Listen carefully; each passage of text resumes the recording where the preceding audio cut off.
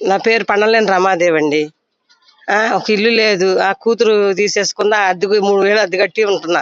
3000 పింఛను 5:00కల్లా వారంట్లో వచ్చి ఇచ్చేవారు. ఇప్పుడేంటో మరి మొన్నేమో 7వ తారీఖు ఎప్పుడో సచివాలయం పిలిచి ఇచ్చారు. ఇప్పుడు అది కూడా లేదు. బ్యాంకులు అంటున్నారు. 4 బ్యాంకులు తిరిగి వచ్చా. ఏ బ్యాంకుకి అని వెళ్ళమంటారు? నేను చదువుకోలేదు నేను. ఏ బ్యాంకుకి అని వెళ్ళమంటారు? ఈ ఎండలో ఎక్కడ చావమంటారు? కొడుకులు బెటరు, కూతుర్లు బెటరు. ఎక్కడి నుంచి 3000 అద్దె కట్టుకుంటా బిల్లలకి లేవు అసలు. ఆ పక్కింటి ఆమెను అడిగి తెచ్చుకున్న గ్యాస్ బిల్లలను బి కాంప్లెక్స్. మాకు అసలు వారంటే కావాలండి మాకు.